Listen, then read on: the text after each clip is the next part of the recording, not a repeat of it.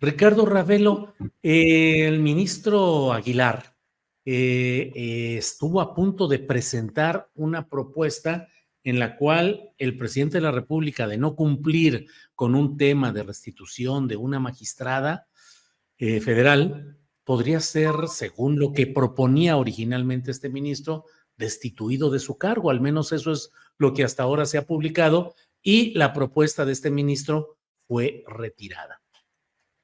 No quiere decir que no se vaya a presentar más adelante, pero en esta primera etapa fue retirada.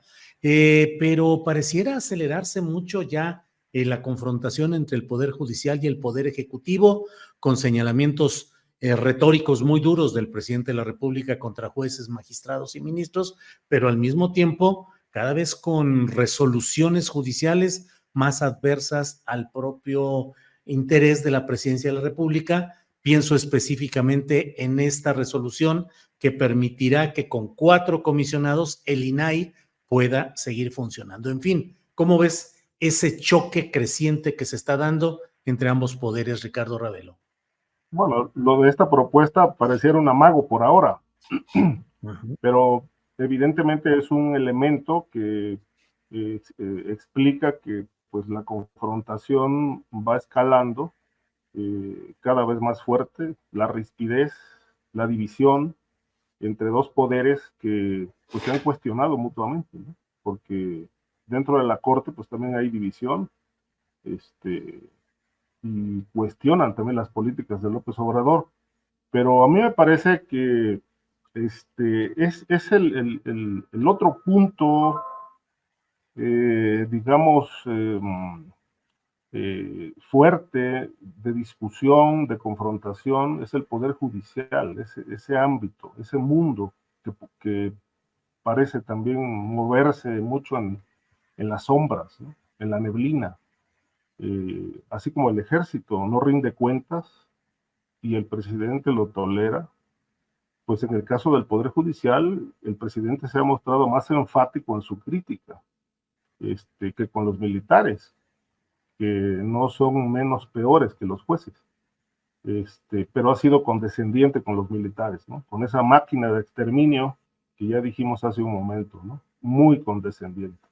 Pero con el Poder Judicial se le ha incluso señalado de excesivo, hasta de sañoso, pero si analizamos el cuestionamiento de López Obrador, a mí me parece que tiene más razones que desaciertos en este cuestionamiento, porque es un poder que se ha movido en la oscuridad.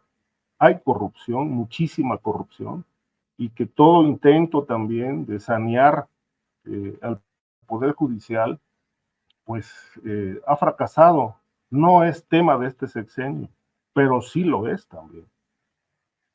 Hay casos, por ejemplo, en Jalisco, donde un grupo de personas, ya empresarios, ya lavadores de dinero, ligados a gente vinculada con Alfaro, pues hace y deshace en el Poder Judicial. El mismo caso ocurre en Baja California y en cualquier parte del país. Los intereses económicos están por encima de la justicia. En este país la justicia se compra y se vende, y entonces pues quienes realmente aspiran a la justicia real pues se quedan esperando, porque si alguien llega con un maletín de dinero y lo ofrece a un juez para que una sentencia sea torcida, se emita torcida, pues se hace. Tengo otro caso, por ejemplo, también de un fiscal, el fiscal del Estado de México, que a través de un subalterno le pidió a una persona que hoy está encarcelada en el penal de Almoloya $1,000,000 para integrar una carpeta contra un capo, sin la garantía de que esta carpeta pudiera derivar en una orden de aprehensión. Casos de jueces, por ejemplo, que solicitan $5,000,000 para resolver a favor de un empresario envuelto en un tema patrimonial. Y todo esto se mueve a través de los hilos de los gobernadores, de los fiscales y de abogados, ¿no? Que es otra mafia ligada a toda esta red. De tal manera que, bueno, pues si analizamos el entorno del gobierno actual del presidente, pues prácticamente está rodeado del viejo sistema.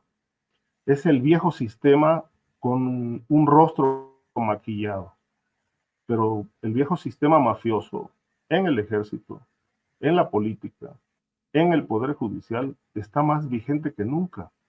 Lo único que cambió del 2018 a la fecha es el discurso.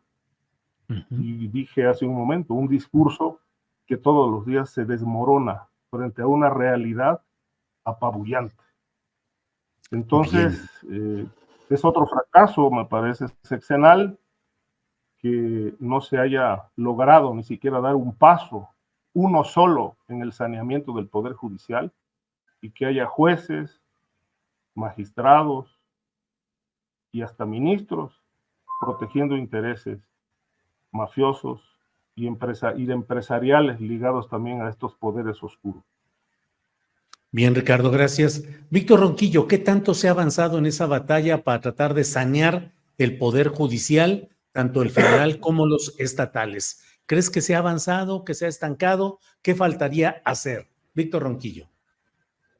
Mira, lamentablemente es un proceso y hay un punto de inflexión cuando Arturo Saldívar se ve obligado a dejar un espacio político determinante. Esa realidad ética tiene que ver con la acción cada vez más determinante del poder extremo del Tribunal Superior de Justicia, de las instancias y del Poder Judicial en conjunto. Y como lo decía Ricardo, el tema no es la corrupción que puede darse pues en un asunto de un divorcio, en un asunto incluso de un delito, ¿no?, circunstancial a la pobreza, sino el tema es cómo, a partir de su gestión en distintos momentos y años, el Poder Judicial ha beneficiado a los sectores más conservadores, ha beneficiado también a estos grupos criminales, ha beneficiado también a quienes han sido por corrupción. Y hace 2 días se presentó una lista, ¿no?, de jueces que lamentablemente actúan de ese modo, ¿no? Entonces, no duda, es algo que ya sabíamos. Yo creo que en este momento ha sido valioso el señalar a estos jueces y ha sido valioso como parte de este ejercicio de que es la mañanera, porque hemos vivido en otros países con gobiernos progresistas el lawfare, estos golpes de Estado blandos, propiciados ni más ni menos por la alianza de este poder judicial, enormemente conservadores. El más reciente es Perú, pero antes de eso vimos a Lula en la cárcel, ¿no? Y vimos a su sucesora en Argentina. Estos golpes han sacado de la contienda a Kirchner, ¿no?, a los Kirchner y al peronismo, lo cual es muy grave en términos del escenario político. Entonces, a mí me parece que la tenemos que ligar, y eso creo que es un ejercicio muy importante que tenemos que hacer en esta mesa, ligar al escenario político, ¿no? Al final de cuentas, estamos en una época de presiones políticas trascendentes. Y obviamente, la denuncia por una parte del Poder Judicial como aliados de este poder vinculado también con un poder criminal. Hay que recordar que García Luna tenía nexos con ambos espacios y tuvo nexos también con el gobierno de Peña Nieto y con el gobierno de Fox. Esta realidad tenemos conjunto del escenario político, ¿no? No solamente se confrontan Xóchitl, Beatriz y quien resulte elegido el coordinador, Claudia, Marcelo, no. Del mundo, claro, dos visiones del país, pero otros protagonistas, como el Poder Judicial, como el Poder Mediático, que en este momento, en muchas ocasiones, atizan el fuego para generar una situación de crisis, ¿no? Entonces, Sí. esta realidad no podemos, digamos, y congelarla en nuestra vida. Esta mesa tiene que ver seguridad y política, ¿no?